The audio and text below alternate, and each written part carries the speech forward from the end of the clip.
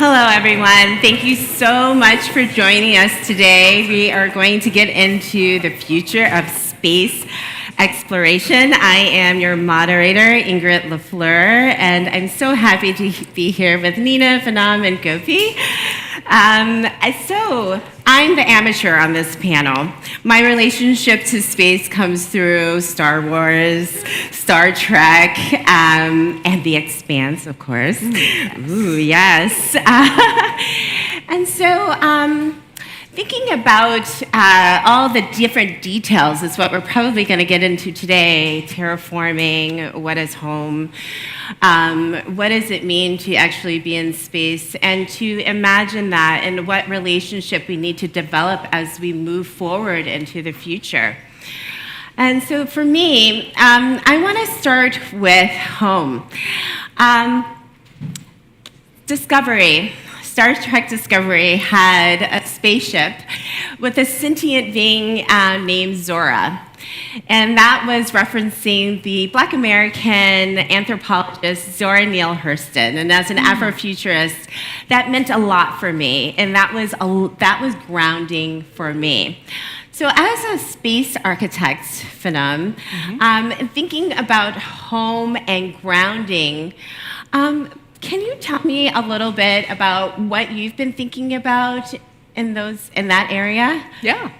Hi, everyone. It's very nice to be here with a beautiful room and beautiful panelists that I'm sharing the stage with.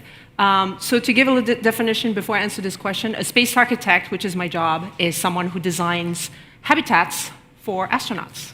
So I design space stations, habitats for the surface of the moon and Mars, and things of the sort.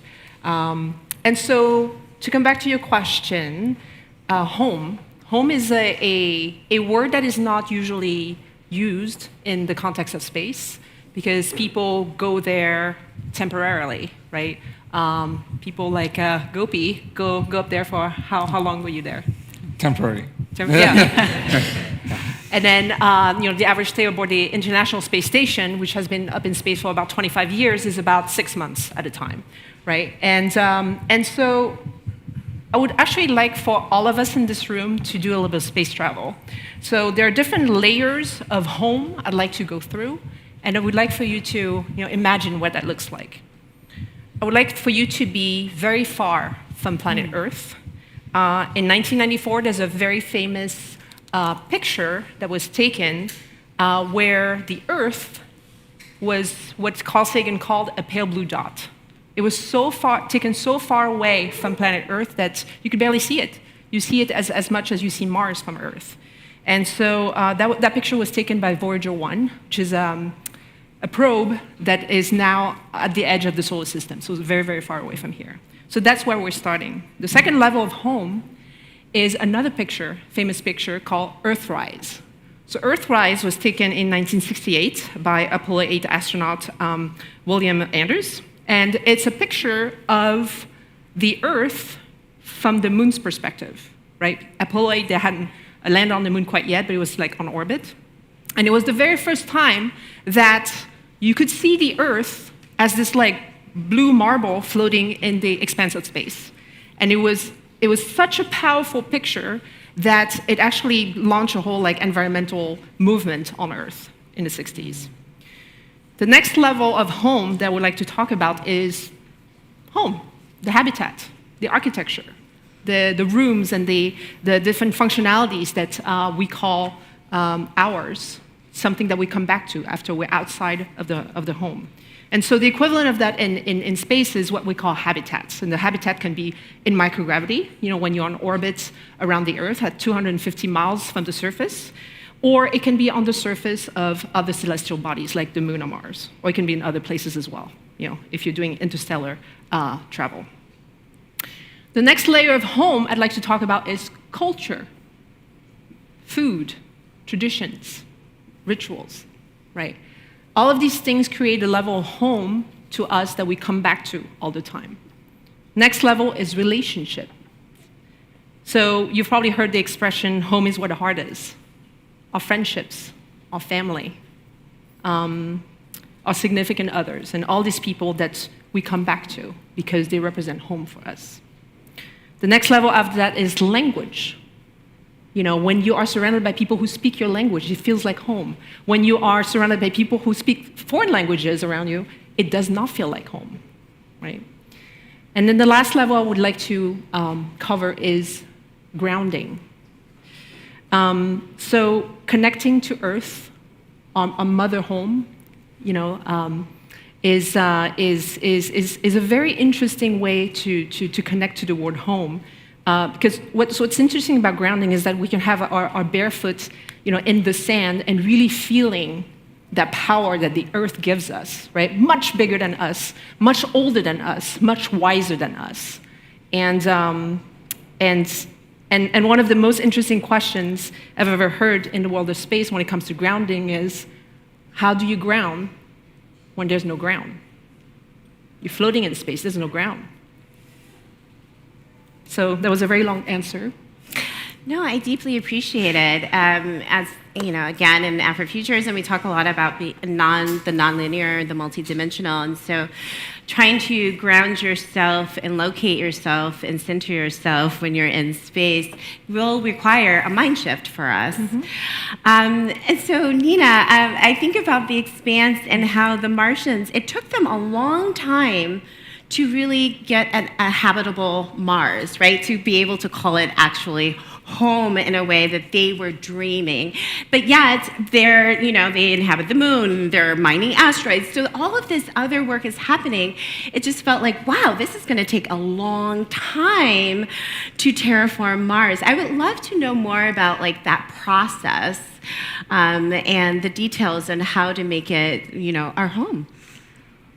Thank you so much for bringing up The Expanse. Honestly, I love The Expanse, and I think it gives one of the most realistic visions of a potential future. And I'll also give a shout out the authors who wrote The Expanse series live in New Mexico, where I live as well. Yes. Nice.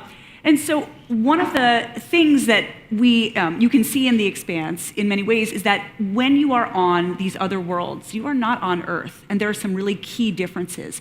I think a lot of times when we talk about terraforming, we are thinking we're going to create an identical environment to Earth. But this isn't realistic. These other planetary bodies are unique.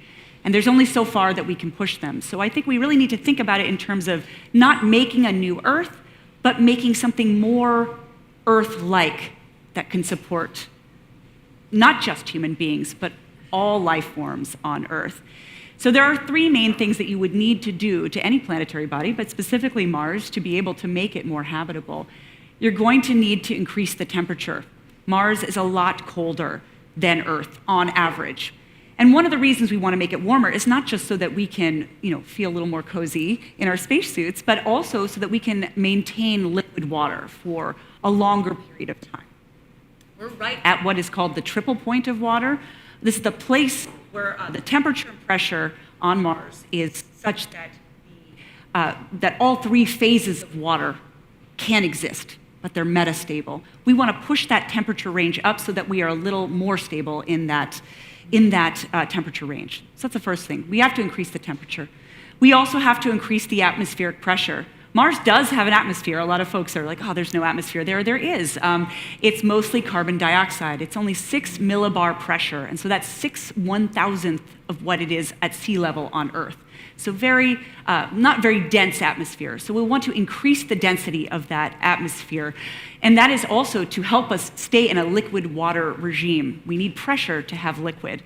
This is why you'll never have liquid water on the moon. There is no pressure. So it will go directly, from, if you had a glass of water and you put it outside your spaceship, it would sublimate and go directly to vapor. It wouldn't even just freeze. So we have the temperature, we have the pressure, but now we come to the thing that is probably the most difficult. We need to develop a sustainable ecosystem. So on Earth, what keeps all of our cycles going and what recycles material is life. There's a lot of things going on the surface. So what would an ecosystem on Mars look like? We would have to start with probably a pioneer microbe. And these pioneer microbes is what we call microorganisms that will come in after huge disasters on Earth. You know, if you've burned an entire forest and you have nothing but rock, well, what do you have to work with?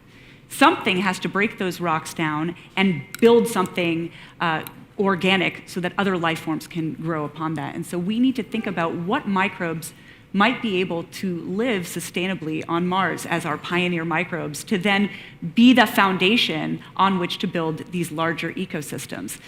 Now, needless to say, this isn't something that's going to happen overnight. This is something that's going to take generations to do. So we have to think about it in those terms. The Expanse is a great example, coming back to that full circle, because of course that was hundreds of years. I think that's almost too optimistic. I think it's going to be thousands of years. That being said, that's something that is certainly achievable if it's something we want to do. Gosh, that's so interesting. And thinking about the multiple generations that it will take, Gopi, you had the chance to actually see the blue dot. And here on Earth, you advocate for youth to really be thinking about having the same experience, becoming an astronaut, which I think is really, really amazing. How do you what are you telling youth about, because since this is a very long-term project, the space exploration, what do you say and how do you encourage them? And then also thinking about the barriers of access that might exist, how do you navigate that? So thanks, Ingrid. And I think I'm going to start by your question about barriers. I have a question for everybody here. How many of you are not from Dubai? Raise your hands. How many of you are not from Dubai? Okay, well, I should have asked the other way around. So I guess there's so many people from so many different countries here, right? And that talks about barriers. And what I really think is everybody who's been to space, I don't know if there's other astronauts here who've been to space, but I have met a lot of astronauts through private companies, through NASA, and through the Soyuz, Turkey, everybody really. They have one thing to say. They said that it changed my life. And I said this changed my life phenomena is very different. What is this changed my life, changed my life? I said, I want to find out what this changed my life is. So when we were actually up there and looking back at the pale blue dot, on a very short flight, what I realized is that everybody who raised your hand are from a different country which has a border. Have you guys heard about the overview effect? There's no borders. There's no borders when you look at Earth from space. All I saw was this pale, beautiful globe. It's not like what you see in the movies. It's not all this nice blue. It's a pale blue. And that's what it looks. But I couldn't differentiate between Europe and Dubai and India and South Africa. It just looked like one planet. And I think that is what's very important for the next generation and the next and the next to realize that if we work together, and this goes back to Blue Origin's tagline, and Jeff Bezos says that millions and millions of people living and working in space for the benefit of Earth. And that's what is very important. I think we need to realize that in order to protect what we have here today, we really need to leave and go find life somewhere else. Because at the rate we're trying to destroy what we have, we won't have it for very long. So I genuinely push the next gen, I don't know, Z, X, Alpha, Bravo, whatever the term now is, but I push these people to really look at it as one project. It's not like, oh, I want to go there before you. Oh, why did you go? What can I do to go there? No, it's not. It's about the architects. It's about the scientists. It's about, and this is something that's very fascinating. On the day of our launch, 800 people, and this could be a wrong number, something around 800 people worked that morning to get that rocket to the launch pad to send 5 people with myself to space. 800 people. That sounds low, actually. Well, it sounds low, but it's private, so it's probably yeah, okay, fine. And that's what made the importance. Is the importance of everybody there. It's not the importance of somebody sitting in a rocket and going up. It's the importance of all of those people working together. And if the next generation can realize that, they could be a doctor, they could be a lawyer, they could be an engineer, they could be a scientist, they could be an architect. How many of you knew there was a space architect job? Oh, come on. Anyway, I hope that answers your question. But. No, and I really love this idea. We are all one, basically, is what you're saying. And we have to get to a place where we are human species, because if we come into contact with other life forms, that really helps us it will make us really think about who we are and how we're connecting. And hopefully we will be working on that harder to have no more wars. Phnam, I'm thinking about the human. do you have to kind of redefine the human a bit when you're designing these kinds of spaces in space? Yeah. There are different ways you can think about the human and how it changes in space. Like physiologically, we're changing, right? Let's say you are floating in microgravity. By the way, microgravity is not just like you're in space and you're floating, it's because you're constantly falling around the Earth. That's why you're floating. And so what's happening in microgravity is that all your blood is evenly spread throughout your body. And evolutionarily, we have never done that before we've been to space, right? The majority of our blood is actually on the bottom half of our body. And so that's why when you look at pictures of astronauts aboard the ISS, they have like very big faces and very skinny legs. That's because the blood has to do that. And that has implication on health. So a lot of the work that I do has to do with space medicine and biotechnology. And how do we create technology that prevents very harmful things to happen to the body? For example, space blindness is a problem. You have too much blood and your nervous system is like a little traumatized and you might, stop seeing things all of a sudden. A lot of astronauts don't sleep very well in space because you're floating. You don't have the comfort of gravity pushing you against a very fancy mattress, and you can't toss and turn naturally. So there's a lot of things that are different about human physiology. And then on top of that, there's like the stress and isolation and all the dangers of being in space. The preparation is quite grueling. I'm sure that you had to go through some. Too much. Too much, yeah. And you're not even like a professional astronaut that goes through it for like 10 years. And so yeah, it's the physical. It's also the emotional, right? It's also the cultural, right? For a long time, we had this like culture of the right stuff. You had to be kind of like a superhuman fighter pilot with like a PhD and like an MD, and then win the competition of going to space. But now we have people of different ages and different backgrounds and different cultures and different values going up there. And as an architect and designer, I have the privilege to adapting all of that to these people. Because for too long, we have trained humans to adapt to the environment that was built, like the spacecraft. And now I want technology and good design to adapt to each and every one of us. That's really the shift that's happening in the world of space architecture right now. And then this can be done through sensory stimulation, for example. So each and every one of us is experiencing many senses right now. We have a lot more than 5 physical senses. The hearing, the tasting, touching, all of that. We also have a sense of temperature. We have a sense of being somewhere in a room. That's called proprioception. And so all of these senses are working around us. Some of it is conscious, some of it is not. Some of it is like captured by our brain, but not our language. And so how do we, as architects and designers, create an environment that is safe? When I'm in an environment that is very, very small, there's like stuff everywhere around the ISS. Like go check out a picture of like what it looks like. There's an estimated 100,000 lost objects aboard the ISS. And they're just like strapped to the walls. It's awful in many ways. And so how do we make sure that the sounds of the living environment is comfortable? Because right now I think it's about like 70, 75 decibel as baseline. Humans are annoyed at 55 decibels, so it's annoyance all day, all night. And the light is like very striking. It's like not very, very nice. Music, like sound travels a little bit differently. You can't eat sandwiches because bread gets stuck in the ventilation system. Like everything is different, right? Like I have so many anecdotes about like how weird it is to live in space. But yeah, everything that is related to humans and humanity and what defines us needs to be readapted. And of course, we have to work with the evolutionary stage at which humans are, right? Our amygdala, which is controlling our like fight or flight response. How do we work around that? Because that's not going to evolve for a minute.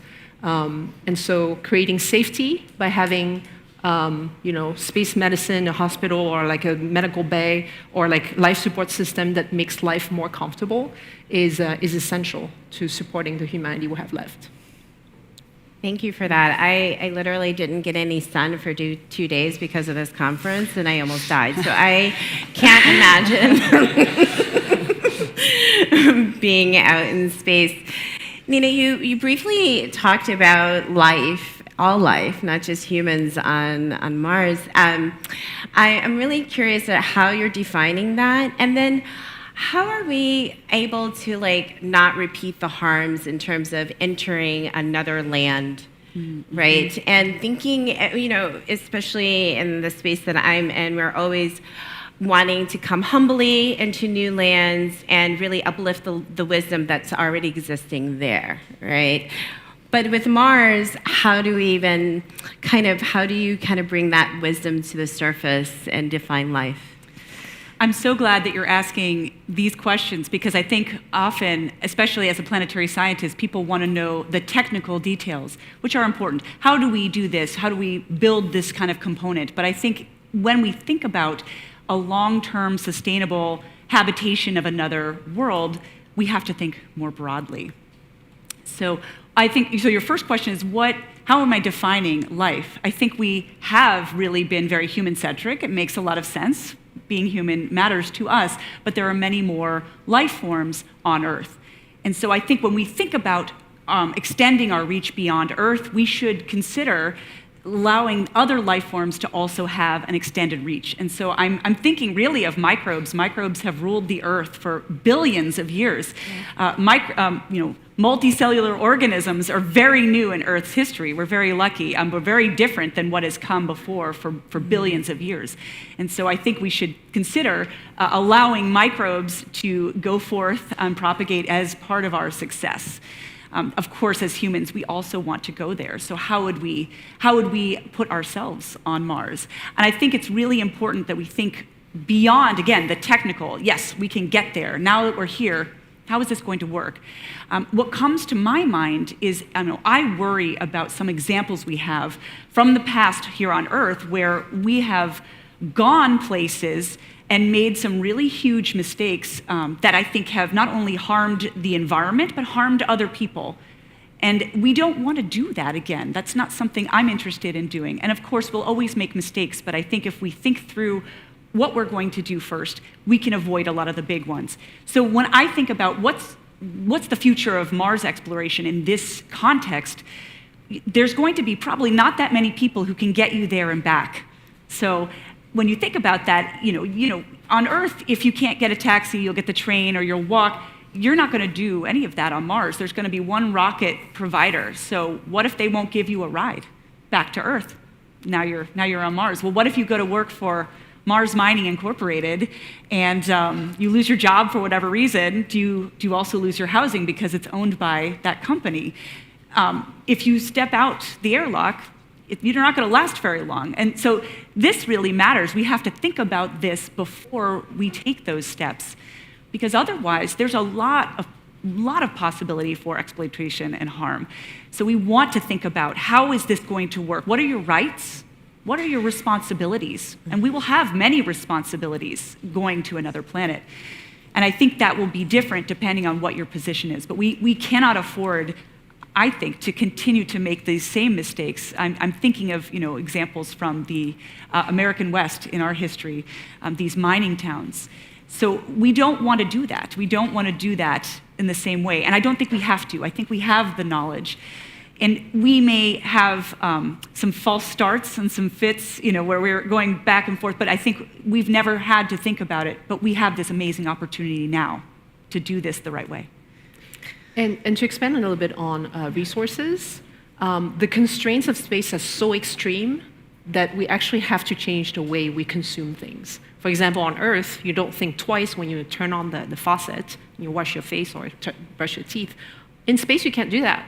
You have to be very conscientious of how much water you're using. It has to go from one container to another container. And you have to recycle it again and again, right? The International Space Station, I believe, has a 98% level of recycling of water, which is quite exceptional. And so these extreme constraints are teaching us, or forcing us to innovate, and that innovation can be brought back to Earth and really benefit us and the planet in the long term. And so that back and forth between innovating in space for Earth, innovating in space for space, is really what's behind a lot of like how we're going to live in the future. Yeah. Thank you for that. Yeah, it requires a deep mind shift. And Gopi, I'm curious about your work and wellness and how that informs your relationship to space. And do you think there are ways that, through your work, how we can prepare for the shifts that are necessary? So absolutely. So and this is a very interesting way you asked the question. With being in the longevity space, and that's what I'm currently in. Everybody today, and I'm sure most of the people in this room agree that COVID's only helped us realize what is really important in our life. It's not the money, it's not the house, it's not the car. It's us to be healthy. And I think that's what's very important. And more than us individually, it's given the corporates a lot of responsibility to understand that at a cellular level for the employee, this is what we want to give back. It's not the check, it's not the bonus, it's not the party in Ibiza. It's really how can we get them to be more healthy, to be more productive tomorrow. And that's what I think is very important. And looking at that, it brings us back to the basics of what do you really want to do today that you probably would not have if you didn't realize that, okay, this is going to affect me. Okay, this is not where I want to go. You just want to do it because someone's forcing you to do it. You have to do it because it's a need in the society or in the work or in your life. Or is it something you genuinely want to do that's helping you? And I'm not talking physical, I'm talking mental, I'm talking stress levels. Right now, about 65% of global employees in any corporation are complaining of some sort of mental health illness, right? And that is, I believe, the number one factor which will affect us in this decade. It's no more the gym, it's no more are you looking fit, six-pack, all that. It's gonna be you, it's gonna be your brain. You are gonna kill yourself. And I think that this is huge. If you realize the potential that you have to change you, then it would help for tomorrow. If not, then, and putting this in space, I was just thinking back at it, it takes about 300 seconds to go to space. 300 seconds. It's a very useful 300 seconds to go to space. But tell me something, how many of you can tell me what was so useful in your life in 300 seconds that you did? When you put that math into comparison, it doesn't make any sense. It's like, yeah, I had a party last night. Yeah, I was at this really nice networking event. I went to this talk where this guy was boring and talking about space. But get this, in 300 seconds, if there's a rocket taking you to space, what have we done in 300 seconds that you can tell other people? And that really puts it into perspective on, do you want to live longer? Do you just want to live what you want to live and you don't care about tomorrow? And if people can think about that, that goes back to wellness. That goes back to, yeah, you really want to explore in space. Yeah, you really want to be benefited with what you want to explore in space, not physically going there, if that makes sense. So. Yeah, it makes me think about, you talked about how we need a new language around space, and I'm wondering if that would help with that kind of mental health and growth. And so I'm curious, what kind of language are you referring to? Well, thank you, and I think that does really connect with what Gopi just said. Words matter. What we say matters, and how we say them really does matter.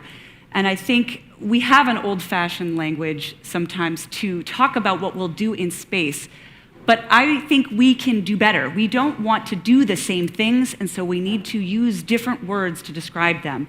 So of course, one that really sticks in my mind is that a lot of folks are still saying manned spaceflight. And that was because that was a word we started using when people of other genders did not go to space, did not do these things. That's not true anymore. And we do have other words that we can use. And I'll offer some examples if you're wondering what those words are. You could be, a crewed mission, C-R-E-W, crew, because we are a crew of people. You can also just say a human mission because we have humans involved. And I think it feels small. You might say, why does it matter? Well, it matters because I want to go to space, and I don't relate to that word manned. men are welcome to join me in space, but I would also like to go. I think another example is colonizing. You know, that's a word that we've used to say that we will go and make an outpost somewhere. And I think there's nothing necessarily wrong. We still use that in biology. We talk about ant colonies, you know, but we're not ants.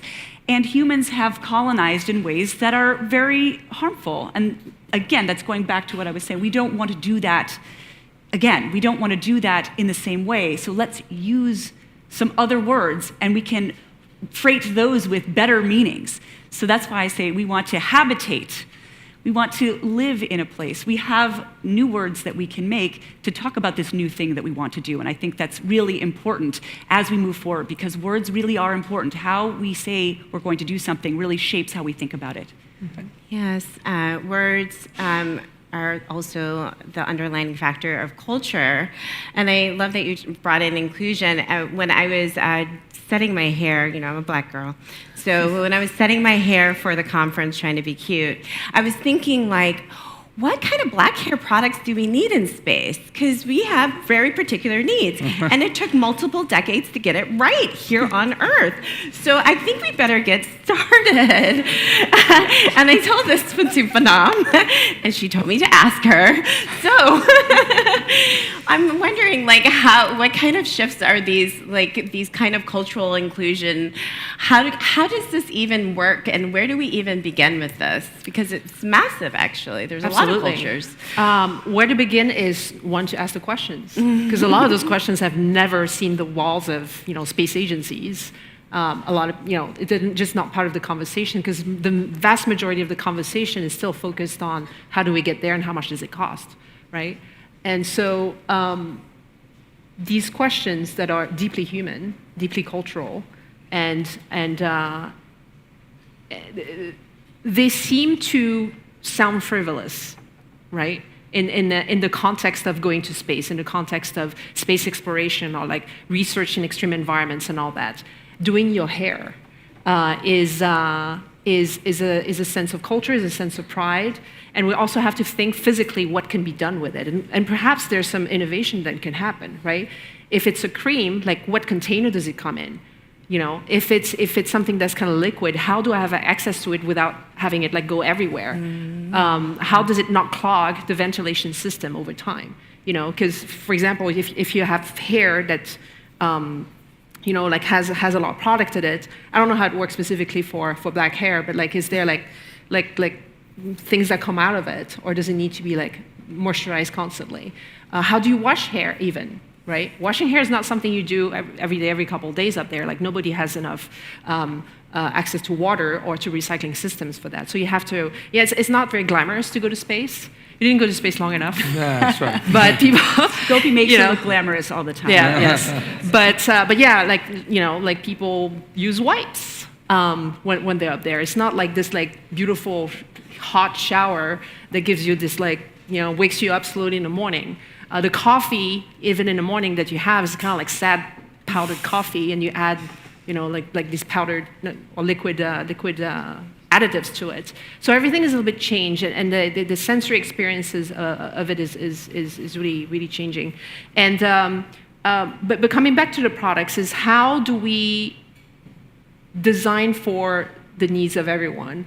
And the problem is that there are not enough designers to even, like, answer those questions, right? Like, we have to answer 300 different questions on, like, how to make people safe, how to make people comfortable, how to make sure that they don't die, and a lot of the times the personal hygiene, you know, the vanity, the fashion, and all that comes second, third, or after that. So it'll be interesting to see how we let the people who go to space create things for themselves, like the agency.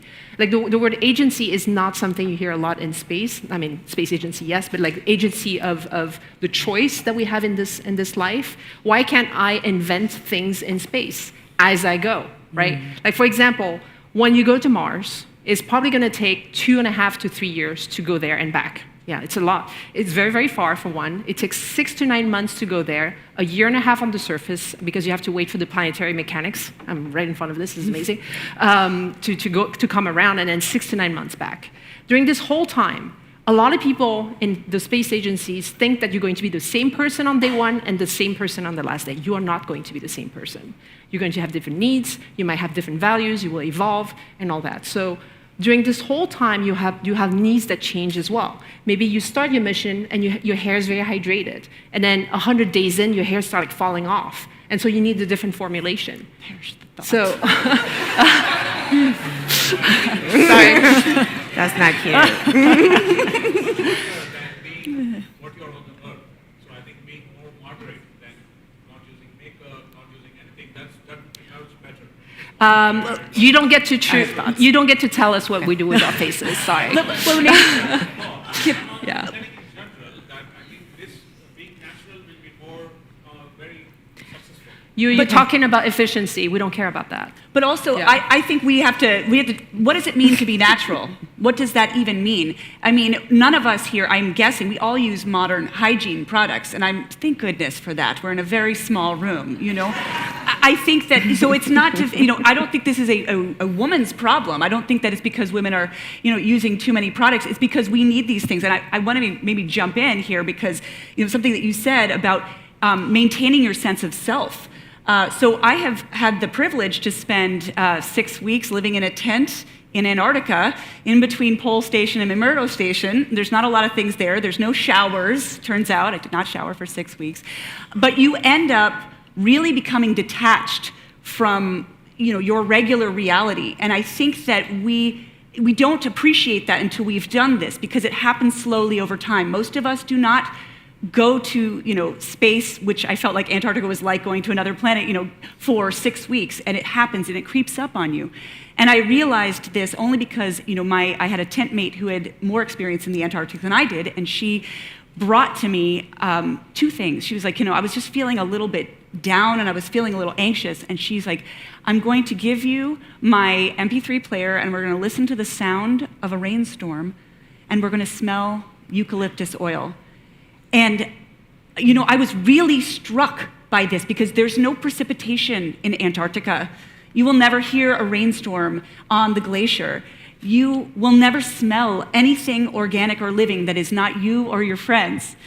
It is, yes, and we do smell. It's pretty special at the end. And honestly, I have to tell you, that became a smell, you know, that felt to me, that was like anchoring me to reality. These are people who are alive that I'm with.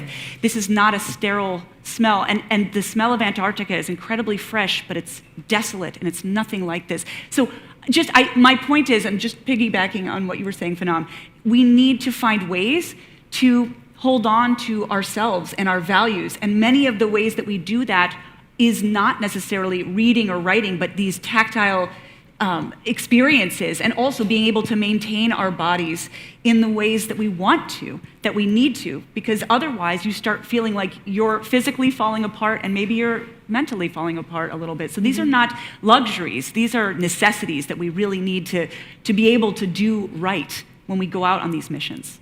Yeah, that was a type of grounding that you exactly experienced. So Gopi, it sounds like we need the youth to think about being designers. We need a lot of different kind of designers, apparently. But when we spoke, you were saying that the Indian youth were like, sure, I can imagine going to space, but it feels like in order to enter the space industry, I have to go to the United States. And that felt like a barrier of some sorts, you know, to be able to have to deal with that on Earth, like all that comes with borders. So I wanted to know, like, how are you, you know, what do you think, how will that change over time? What's your vision for the future of Indian youth in space? I think we're already there in that time, is what I was kind of leaning towards. And the reason I say that is, I don't know if Richard's here. Is Richard? Oh, he's right there in the middle. Well, Richard, we were having breakfast this morning, and he was saying something interesting. And he said, you know, 100 years ago, would you have ever imagined an Indian person being a doctorate at MIT? Probably not, right? Today, I don't know, I'm not a politics guy, but a couple of years ago in the United States, you have about 50% of universities in the US which are not domestic. They're not habited by the bloodline of the United States. Of that 50%, 40% is from Asia. That's Russia, China, and India. Far East Asia a little bit. That's a big number. That's a massive number for academics, for people who are willing to go across the pond and actually get an education. And now you'll see that it's shifting a little bit. And the reason I say that is because, yes, we have visa issues, yes, we have all kinds of issues, but we're Indians. We have the issues to solve the issue, or we'll find a way to get around the issue, but we'll get to what we want to get to, right? And I think that the entire ecosystem around these borders and visas and can I do it is what is stopping everybody. And the next generation, and I've done a lot of motivational talks, if you want to say, with universities and schools in India, and I've always had one standard question. And I always ask, and this is many, many years ago, it was 10 years ago, I asked everybody that, what do you guys want to be when you grow older, right? It's like, what is your dream job? I think that it is, it changes by country and also changes by culture and who you see growing up. Because everybody there was like, I want to be a doctor, lawyer. Somebody would say, I want to be a politician. How many countries are going to get people to say you want to be a politician? In India, you would, right? Singapore. But Singapore compared to India is like half of Delhi, so it doesn't count. But true, but here's what happened, is like, I asked people, how many of you want to be a pilot? I would see one in the room, maybe two. And then I was like, how about an astronaut? And then people looked at each other. They didn't even look at me anymore. They literally looked at each other. They're like, oh wait, we can do it? I was like, why not? The barrier was only because you never grew up seeing an Indian go to space. That was all it was. All it takes is for someone around you, in your circle, in your community, it doesn't have to be somebody you know, has done something, and then 1.45 billion people, you have plenty to follow. It's really not that hard. But I think it really entails that now it's no more, do I need a visa to the United States? It's no more, do I need to go to Russia or for the Soyuz or everybody, the world is changing so much that we had 400 startups on aerospace in the last 20 months. 400 startups. And this is not your mundane Google Me startup. This is a serious startup that are actually pushing things to space. They're sending things to space. They don't care what the outcome is. The care should lie within, that I made it happen. And you know what? That I made it happen would trickle down 50,000 times before you go to bed tonight. And I think that's powerful. And I really think that's what's going to make the impact tomorrow. And I think that's what's really helping India in this specific question as a country and as a unified team to help each other. Because that phenomena of, do I need a visa for all the United States citizens, do I need a visa to go to the US? I don't think that exists anymore. You know, there were long lines in front of the US embassies for years and decades. It doesn't exist anymore. They're not like, if I don't, people, it would shatter, and I'm sure we have a lot of Indians in this room, it would shatter families if you went to a visa and you got rejected and came back home. That was it. Like, their family was just kaput, but today, it's not. There's so many opportunities. How many people in Dubai are from India? How many Indians are in this room? There's like a lot of Indians in this room. Oh, come on, raise your hands up higher. There we go. So, I think that, and this goes off of what you're saying, and one of the things that Phnam was saying was that I think that we are used to adapt. Not so much on the West side. We're used to adapt, like you did in Antarctica, like you're designing for people in space. If we went to Kilimanjaro, Richard and I'm not a mountain guy. I had no idea what I was doing. But I was on the mountain with him for 9 days, no water, going from 2,000 to 20,000 feet. He did it 18 times, and he was still looking at me like, what is going on? But I adapted. And I think in space, when you just have to be given direction. People love direction. If you don't get direction, you start to panic. But if someone's there to design direction, invent the direction, I'm okay to take the direction. I'm not saying I would, but I'm just saying, right? And I think that's what's important for people to realize. So if someone can give you advice on, don't worry about the visa, worry about what your goal is, I think that's so much easier than stop dreaming for the goal and wait, what's your visa, so. Yeah, I completely relate. It's like Star Trek with Uhura, having the first Black woman on television, on a spacecraft. Martin Luther King was like, please do not ever give up this role. we needed to see her in that role. So it does matter, the representation and youth seeing themselves there. We're going to open it up to audience questions. It's that time. Ooh. If someone has the mic, you can choose where you want to begin. Sorry, maybe you can just stand up and ask a question. I don't think the mic's coming Hello? through. No, it's Oh, right. there's it. Sorry. Hi, thank you so much for your brilliant panel. I have a question, which is, can you please speak about the future of genetic modification to enable us to live in other celestial habitats? Yes. Oh, you can go. Go for it. Yep. Okay, sure. I have one perspective. I'm sure we have multiple perspectives up here. So, in fact, I alluded to this when I was talking about we need these pioneer microbes. Those are not microbes that currently exist on Earth. We have many microbes that have some component of many strengths, but there's no one microbe that's adapted to Mars because there are, as far as we know, we're looking, but as far as we know, no microbes currently there. So we will have to do either genetic engineering or directed evolution, which is a little bit different. Genetic engineering is when you know exactly what you want and you kind of paste that in there. Directed evolution is when you apply certain pressures and see what comes out, which I think is kind of exciting because sometimes we don't really know what's going to be a strength. We think we know, but often we're incorrect. So I would say that I think in terms of terraforming, we will certainly have to do at least directed genetic modification in order, directed evolution for us to be able to build ecosystems that are really going to be resilient in these other environments. Thank you. We can also look at engineering medicine that can help protect from like dangerous levels of radiation when you go beyond the Earth's magnetosphere, for example. Or we can also look at 3D printing organs, right? Our heart, for example, has its shape because it was designed to work with Earth's gravity. In space, it would actually work better if the heart was rounder.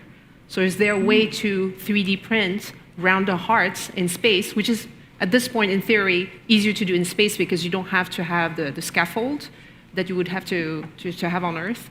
And perhaps there's a way to like modify our organs or the way our bodily systems work with each other in order to live longer, healthier lives in space. Wow. Okay. Where's the mic next? Please stand up. Thank you. I'm Eric from Montreal. I'm the father of 4 children. For children, future is usually summer holidays, and I just crashed the summer holidays of my kids because I said we will not be going to Disneyland because we have Trump season 2, and a lot of Canadians feel that they will stay home and not go to the US. And I feel like I may also crash your panel by saying the following. I'm an investor in North Star. We're the very first satellite company in space to detect space debris from space. Not from radar, not from telescope, but we have 4 sensors. So every day what do we see is the militarization of space. Not just the pollution from Elon Musk and all of those small sat, but also the fact that many nations are putting weapons in space. So, WW1, World War I, I think it's easy to say that we'll have Space War I. And I'm wondering, what is the future of space exploration post-space war? If we lose more architecture after a war in space, can we still keep the same programs to go far? Or will we have to rebuild something around Earth to then relaunch 20 years later? That's my futuristic question to you. And with that, we will have to close. So if you want to give a final thought as we answer the question, that would be great. Who wants to answer? So and maybe I don't know if I'm going to answer your question right, but one of the things is I was talking to some people from SpaceX, and just like you mentioned, there's about 40 different companies that, if you guys, I'm sure you're aware of, that launch debris that we call to space today. Every day, every week, and one of the companies is SpaceX. So that's the only one most of them know. Blue Origin, SpaceX, NASA, there's 40, and they're launching rockets every day. And so I think you have a brilliant question. I think the way to answer it is World War I in space. When is it going to happen? I don't really know. It'd be nice if I know, but it's not far, and I really don't think you're wrong about it. because when I was in space, I actually saw debris. I saw debris outside the capsule, and I was curious if there was debris outside. But it was okay because it was debris that we took with us from our rocket. So we left debris out there, and there's a lot of countries that are launching satellites that are becoming weapons, that are becoming the military of space. They don't have to be a missile. Any nut or bolt in space is a missile. That is enough to disrupt anything else that you have up there. I think that, I don't know, in this next generation, if we will see a World War I in space. It's a very interesting way you put it. But the way to rebuild space is for countries, the governments of countries to come together. This is not a private, I own space kind of a mission. I think that the answer to this would be, for those people, A, who have the money to do it, definitely, or B, the governments who have the power to do it. Right now, everybody's talking about, let me colonize a little area in lower Earth orbit. This portion above the United States is mine. This portion, and we're already there. 100 years ago, with the first human flight from the Wright brothers, 1903 in November, and 100 years later, we're starting to buy real estate in space. So imagine what's going to happen in the next century. So that's a great question, and I don't know, maybe you should join the race and try to see who's going to conquer. So. But maybe, I know we have to finish, but maybe we can hearken back to the pale blue dot that Phnam and Gopi was talking. Yes, those things are happening, but let's not forget that this planet is tiny and fragile and utterly irreplaceable, and we all need it to be alive. Nobody wins when we destroy these spaces at all. And I know that maybe that makes me sound, naive. I just think that let's not forget, everybody here in this room, don't forget that. This is a precious place where we live, and nobody wins that kind of conflict. Never. There's no way. We always lose. So remember that. I understand that sometimes passions get inflamed and we think that there's something that's so important that we take these risks. There's nothing that's so important that we would risk our planet. So please take that with you. That's what we can be, that voice, going out and trying, hopefully, to advise the deciders who make those decisions.